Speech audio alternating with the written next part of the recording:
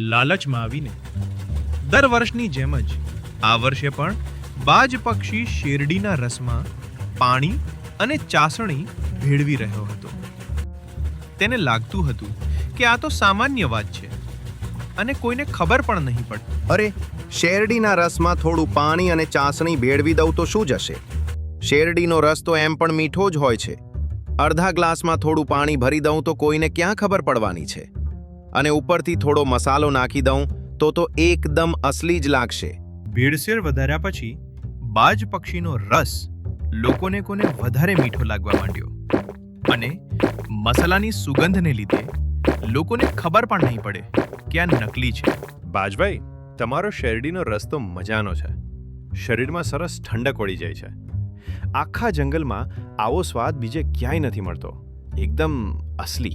હા, સાચું કહું તો ભાવ પણ વ્યાજબી છે અને સ્વાદ પણ લાજવાબ. જુઓ ભાઈ, આટલા સસ્તામાં આવો રસ ક્યાંય નહીં મળે.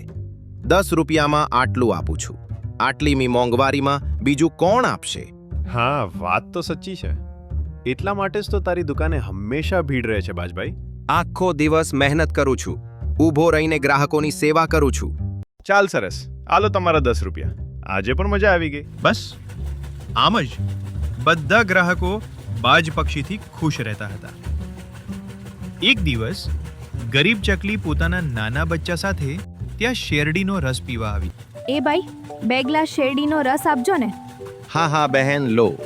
ગરમીના દિવસે એકદમ ઠંડક વળી જાય એવો રસ. ગરીબ ચકલીએ જેવો એ રસ પીધો કે તરત જ તેને લાગ્યું કે કંઈક તો ગડબડ છે. અરે, આ શેરડીના રસમાં કંઈક તો ગડબડ લાગે છે. શેરડીનો રસ મીઠો તો હોય, પણ આટલો બધો મીઠો ન હોય. મને તો એવું લાગે છે જાણે હું ચાસણીનું પાણી પી રહી હોઉં. અરે બહેન, તમે પહેલા ક્યારે શેરડીનો રસ પીધો છે? શેરડીનો રસ તો એવો જ મીઠો હોય છે. હા ભાઈ, મીઠો હોય એ માનું છું, પણ આટલો બધો મીઠો ન હોય. આ તો સ્પષ્ટ લાગે છે કે તેમાં પાણી અને ચાસણી ભેળવેલા છે. અરે બહેન, આવું કહેશો તો મારો ધંધો બગડશે. તમને ન ગમતો હોય તો ના પીવો. મારે પૈસા પણ નથી જોઈતા. અહીં વાત પૈસાની નથી, વાત સત્યની છે. લોકો વિશ્વાસથી અહીં રસ પીવા આવે છે.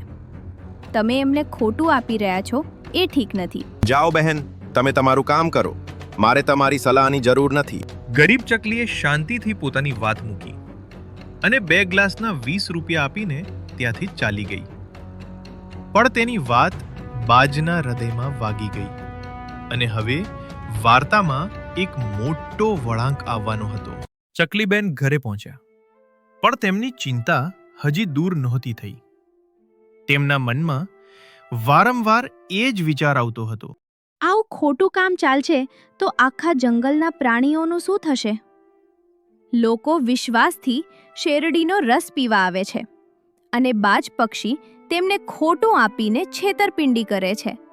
આ તો જરાય યોગ્ય નથી. ચકલીબેન આખી રાત આ જ વાત વિચારતા રહ્યા. કંઈક તો કરવું જ પડશે એમ તેમણે નક્કી કર્યું. મારા કાગલાભાઈ પાસે તો આખું શેરડીનું ખેતર છે. આ વખતે હું ફળ નહીં પણ શેરડીનો રસ જ વેચીશ. જો હું સાચો અને શુદ્ધ રસ આપીશ તો લોકોનો વિશ્વાસ પણ જીતી શકાશે અને સાથે સારો નફો પણ થશે. ત્યારબાદ ચકલીબેન કાગડાબાઈના ખેતરે ગયા. ત્યાંથી તેમણે સારી અને તાજી શેરડી ખરીદી. બજારમાંથી રસ કાઢવાનું મશીન પણ ભાડે લાવ્યા અને જંગલમાં એક સારી જગ્યાએ પોતાનો સ્ટોલ તૈયાર કરી દીધો. આ જગ્યા એકદમ યોગ્ય છે. અહીં લોકોની અવરજવર પણ વધારે છે અને મારી દુકાન પણ બધાને દેખાશે.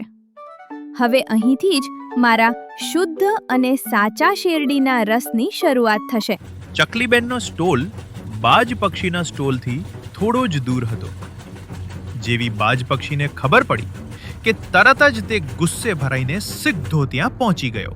અરે, 2 દિવસ પહેલા તું મારી દુકાને રસ પીવા આવી હતી અને અત્યારે તે મારી જેમ જ વેપાર શરૂ કરી દીધો. આ બધું શું છે? આ શેરડી મેં ખરીદેલી છે.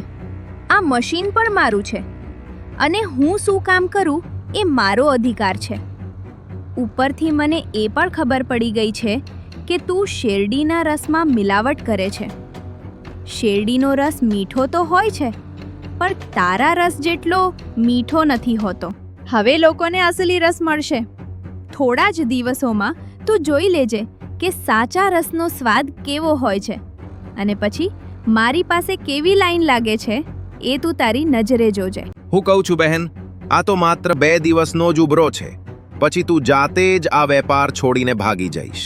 પણ ચકલીબેન હાર માને તેવા નહોતા. તેમનું મન મજબૂત હતું અને સત્ય એ જ તેમની સૌથી મોટી તાકાત હતી. ચકલીબેનના મનમાં અત્યારે એક જ વાત ચાલી રહી હતી. ગમે તે થઈ જાય, પણ હું મારા શેરડીના રસમાં ક્યારેય મિલાવટ નહીં કરું. ગ્રાહકોનો વિશ્વાસ જ મારી સૌથી મોટી કમાણી છે. જો એકવાર સત્યનો સાથ છૂટી જાય તો બધું જ તૂટી જાય. પણ શરૂઆતમાં ચકલીબેન પાસે કોઈ ગ્રાહક આવતું જ નહોતું. તેમનો સ્ટોલ આખો દિવસ ખાલી રહેતો, જ્યારે બીજી તરફ બાજ પક્ષીની દુકાને તો રોજની જેમ આજે પણ ભારે ભીડ જામી હતી. અરે બાજ, સાંભળ્યું છે કે આગળના ચોક પર કોઈ ચકલીબેને શેરડીનો રસ વેચવાનું શરૂ કર્યું છે? ના ભાઈ ના, એ બધી વાતોમાં મને કોઈ રસ નથી. હું તો આખો દિવસ અહીં ઊભો રહીને લોહી પાણી એક કરું છું. તમને શુદ્ધ શેરડીનો રસ આપવો એ જ મારો ધર્મ છે. બીજું કોણ શું વેપાર કરે છે એમાં મારું ધ્યાન નથી. મને તો બસ એ જ ગમે છે કે તમે બધા ખુશ રહો. ગ્રાહકોને બાજની વાતો તો મીઠી લાગી, પણ સાચી મીઠાશ કયા હતી અને ખોટી મીઠાશ કોણ પી રહ્યું હતું એ તો હવે આખા જંગલને ટૂંક સમયમાં જ ખબર પડવાની હતી. 2-3 દિવસ વીતી ગયા, પણ બિચારા ચકલીબેન પાસે એક પણ ગ્રાહક આવ્યો નહીં. દુકાન ખાલી હતી અને તેમના હૃદયમાં જાણે દુઃખનો વરસાદ વરસી રહ્યો હતો. સાંજે બાજ પક્ષી પૂરા ગર્વ સાથે ત્યાં આવ્યો અને અટ્ટહાસ્ય કરતા બોલ્યો, જુઓ બહેન, મારી બાજુમાં રહીને વેપાર કરવો એ કંઈ રમતવાત નથી.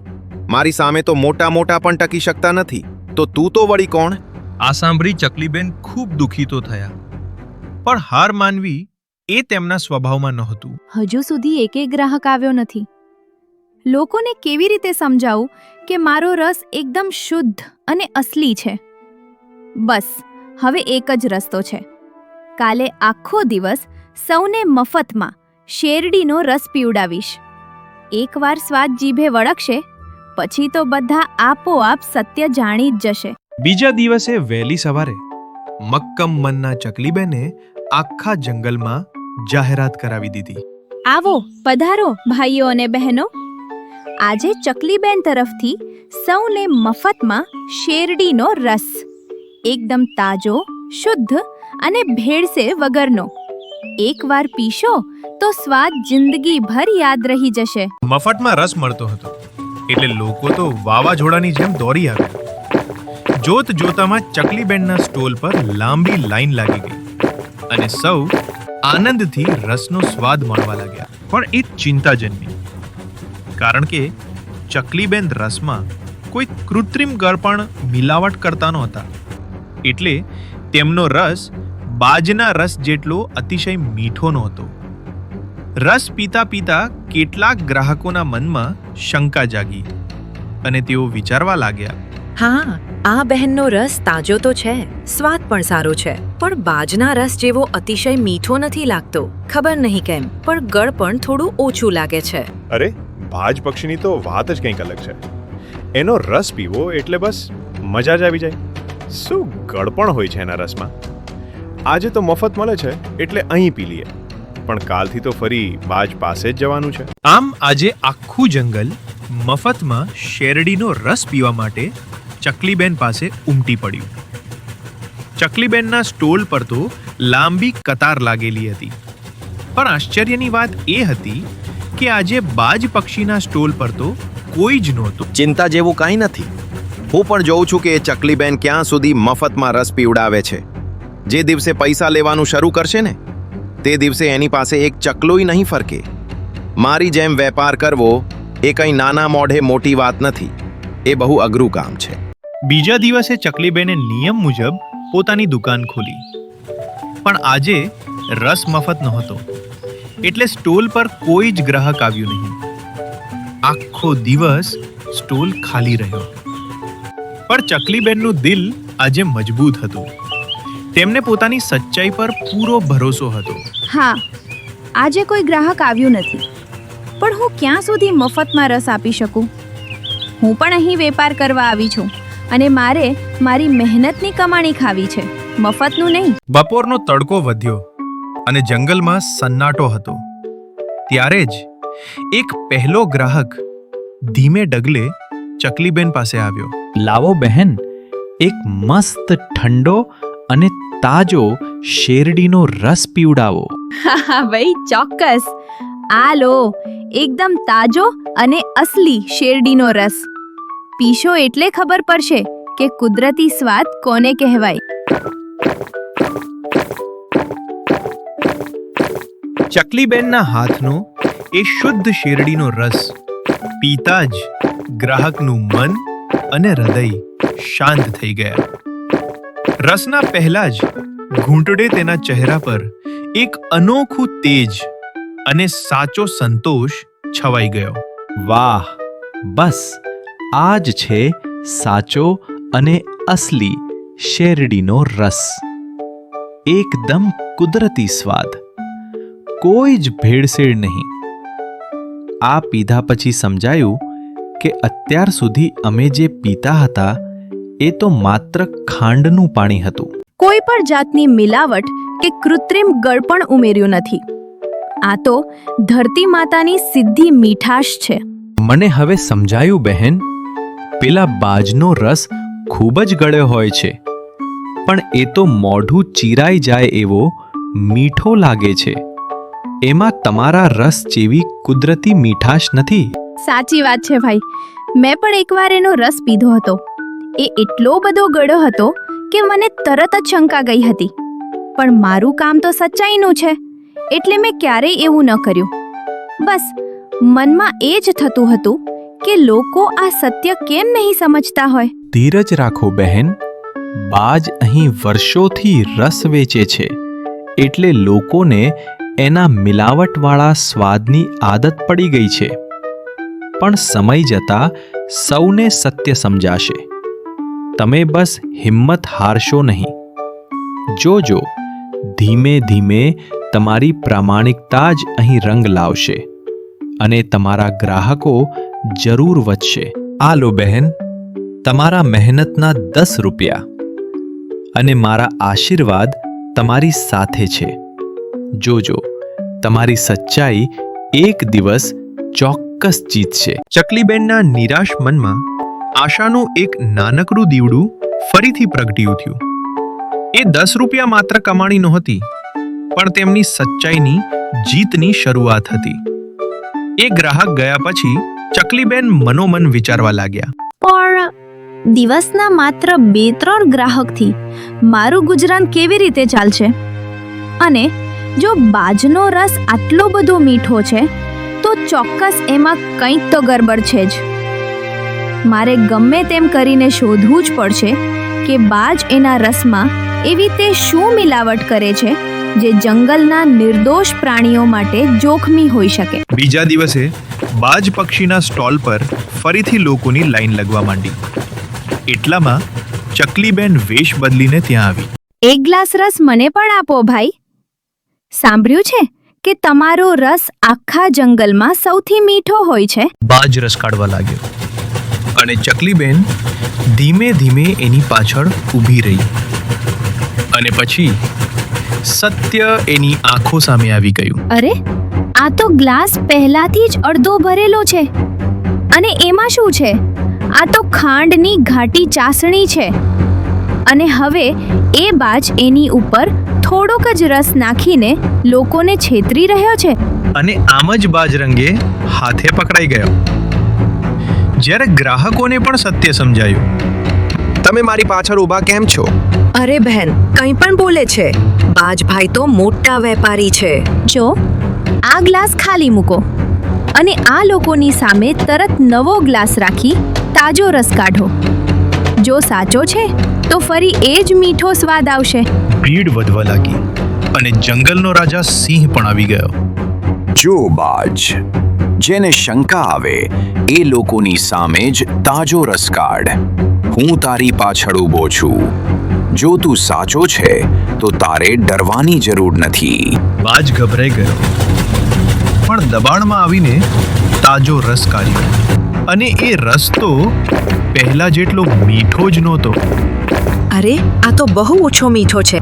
હવે કહી દે સત્ય, શું મિલાવતો હતો? નહીંતર તને સજા કરવી પડશે. માં, મારી ભૂલ છે સરકાર. વધુ નફો કમાવાની લાલચમાં હું ચાસણીનું પાણી મિક્સ કરતો હતો. આ બહેન સાચું બોલતી હતી. એની રસ જ સાચો અને ઓરિજિનલ છે. આ રીતે આખા જંગલ સામે બાજ પકડાઈ ગયો. જંગલના રાજા સિંહે એને સજા આપી અને જેલમાં મૂકી દીધો. અને ત્યારબાદ આખું જંગલ ફક્ત ચકલીબેન પાસે જ શેરડીનો રસ પીવા આવવા લાગ્યું. સિંહ રાજાએ એની ઈમાનદારીની કદર કરીને એને નવી મશીન ગિફ્ટમાં આપી.